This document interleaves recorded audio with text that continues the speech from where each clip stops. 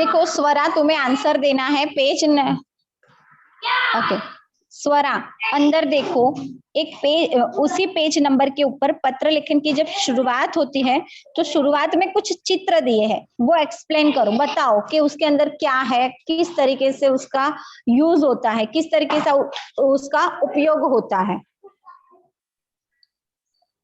Ma'am ये चित्र में एक लड़का एक पत्र लिख रहा है उसके दोस्त या किसी रिलेटिव को, और पत्र लेखन से हम दूसरे को बता सकते हैं कि हमारी मन की भावना क्या है। अच्छा आयुष, आयुष एक्सप्लेन करो। आयुष फैन नहीं दिखाना है टीचर को, आपका चेहरा दिखाओ। क्या आयुष? Ma'am hello. हाँ आयुष।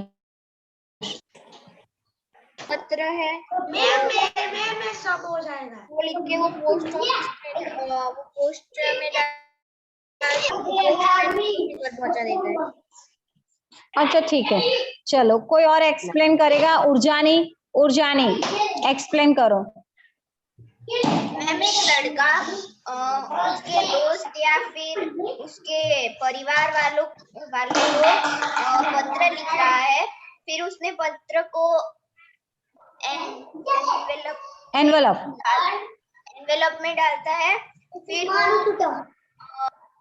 पोस्ट ऑफिस जाकर उसे पोस्ट बॉक्स में डालता है स्टैंप लगाकर, फिर पोस्टमैन फिर वो पत्र को पहुंचा देता है। मेरी बात सुनो, एक लड़का है, पहले चित्र में देखो पत्र लेखन की जब बात, तो एक लड़का है या कोई भी इंसान है, कोई भी व्यक्ति है, जब पुराने जमाने की बात आती है तो लोगों के बीच का जो व्यवहार था, बातचीत होती थी, वो पत्र के माध्यम से होती थी। ठीक है, यानी पहले चित्र में हमें ये बताया गया है कि यहाँ पे एक बालक जो है वो कुछ लिख रहा है, तो उस कुछ का नाम हम दे देते कि वो एक पत्र लिख रहा है। क्लियर?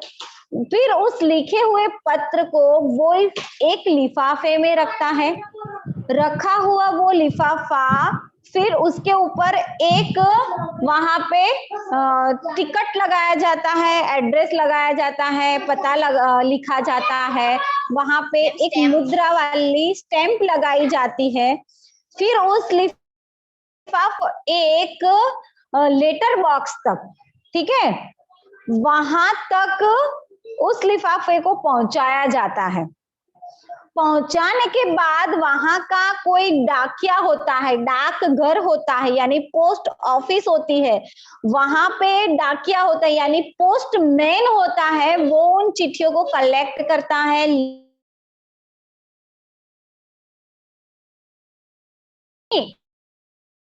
तो एरिया वर्क किया जाता है। ठीक है, जैसे कि हम हिम्मतनगर की बात ले ले, हिम्मतनगर की पोस्ट ऑफिस जो है वो यहाँ से सिविल सर्कल के थोड़े से आगे पर है।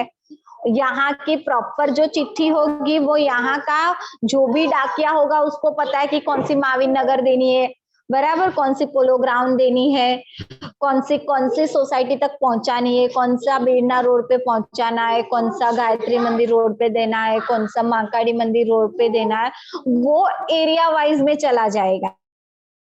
वहां पे कुछ ऐसे भी चिट्ठी आती होगी जो गांवों तक पहुंचानी होती है, तो वहां के डाकिये को ये सारे लेटर भेजे जाएंगे और वो उस गांव में, पर्टिकुलर गांव का भी एक डाकिया होगा, या 2 गांव के बीच एक डाकिया होगा, या 3 गांव के बीच एक पर्सन होगा, वो क्या करेगा, उन चिट्ठियों को लेगा और गली वाइज कौन से मोहल्ले में कौन रहता है वो उसको पता होगा, क्योंकि उसका काम सालों से वही वो कर रहा है, वो पर्सनली जानता है।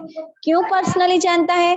क्योंकि जब आप देखोगे, मैंने इससे पहले एक शब्द का प्रयोग किया कि पुराने जमाने में लोगों का व्यवहार चिट्ठियों के माध्यम से, पत्रों के माध्यम से होता था, तो उस वक्त इतनी साक्षरता नहीं थी, उतना लोग इतने पढ़े लिखे हुए नहीं थे। 1 मिनट चालू।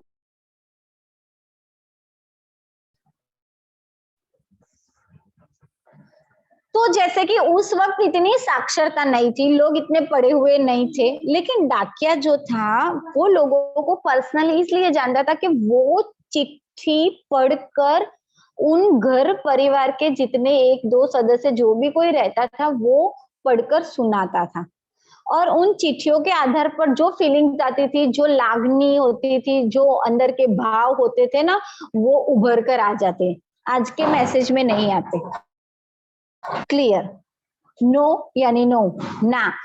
पहले तो किसी चीज को अगर ना कहना है तो वो इतना लंबा चौड़ा लिखते थे कि मैं क्यों नहीं आ पाया, तो उसके रीजन बताया करते थे। अभी तो भाई आएगा, भाई नहीं आ सकता, मेरे पास टाइम नहीं है, खत्म बात। तो अभी की जो हमारी बोलचाल में भी हमारी भाषा जो है ना वो कम होती जा रही है, तोछड़ी लैंग्वेज के भाई गुजराती में कहिए तो, शॉर्ट कहने का मतलब, लेकिन उसमें भावना नहीं होती, उसमें लागनी नहीं होती, उसमें एक प्रकार का फीलिंग्स नहीं आता। ऐसे लगेगा जैसे अंग्रेजी बोल रहे हो ना, तो ऐसे लगेगा कि सामने वाले को हमेशा ही हम कम शब्दों में अपनी बात को बता रहे हैं। तो ये थे सिर्फ पत्र लेखन के बारे में जानकारी। अभी नीचे कुछ पॉइंट्स दिए हैं, बस यहां तक हम परिभाषा तक देखेंगे आज, ठीक है? ध्यानी पढ़ो, तो 2 पॉइंट्स पढ़ने, ध्यानी 2 से। ऊपर कुछ चित्र दिए गए हैं। पहले चित्र में लड़का पत्र लिख रहा है।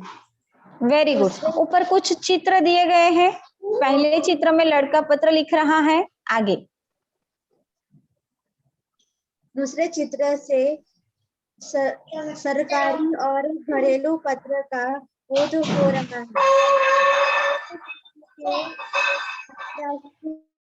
बोध हो रहा है, जो विदेश में रहने वाले अपने सगे संबंधियों को लिखा जाता है।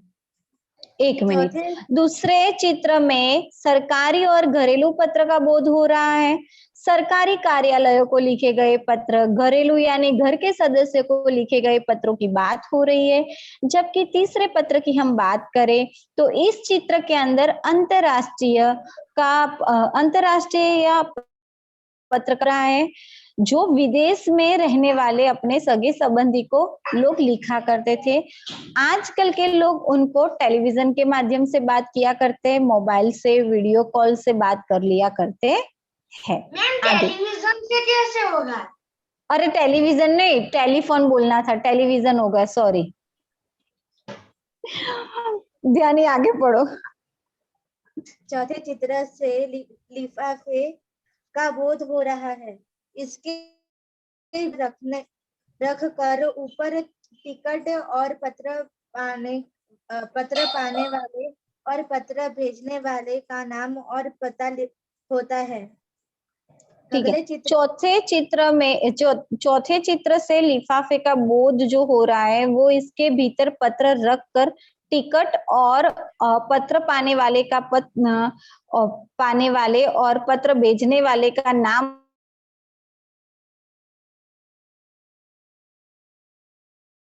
है, उसका पता नाम हो चाहिए। अगले चित्र में लेटर बॉक्स यानी पत्र पेटी है। पत्र लिखने के पश्चात हम इसमें पत्र डालते हैं। अंतिम चित्र डाकिया का है, जो घर घर जाकर पत्र सही पते पर पहुंचाता है। ये सारी चीजें मैंने आपको पहले आगे बताई। हमने यहाँ पे नई चीज ये देखी कि सरकारी पत्र आए, घरेलू पत्र आए।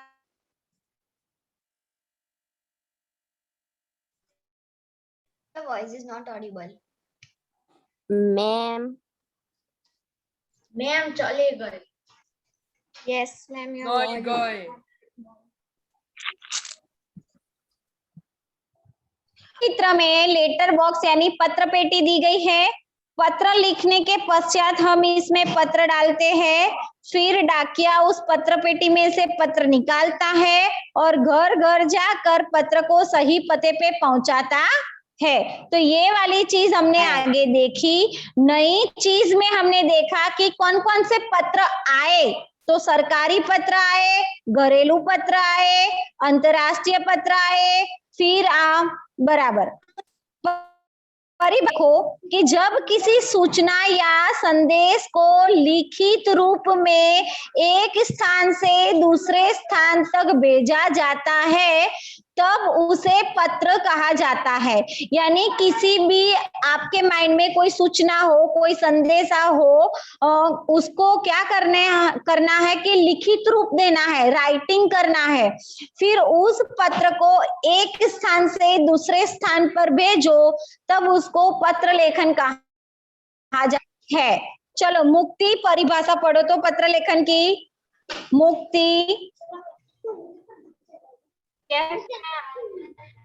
जब किसी सूचना या संदेश को लिखित रूप में एक स्थान को से दूसरे स्थान पर भेजा जाता है तब उसे पत्र कहा जाता है। बराबर। परिभाषा से पत्र परिचित और अपरिचित दोनों को लिखे जाते हैं। आप कोई पत्र लिखते हो तो जो होता है वो परिचित होता है। परिचित व्यक्ति उसे कहा जाता है जिसको हम जानते हैं, जिसे हम पहचानते हैं, जिसके बारे में हमने पहले से जान के रखा है। और अपरिचित उसे कहा जाता है जिसके बारे में हम नहीं जानते, हम उसको फर्स्ट टाइम कुछ बता रहे, कुछ लिख रहे हैं, उसको अपरिचित कहा जाएगा। इस आधार पर पत्र के दो प्रकार होते हैं, एक होता है औपचारिक पत्र और दूसरा होता है अनौपचारिक पत्र।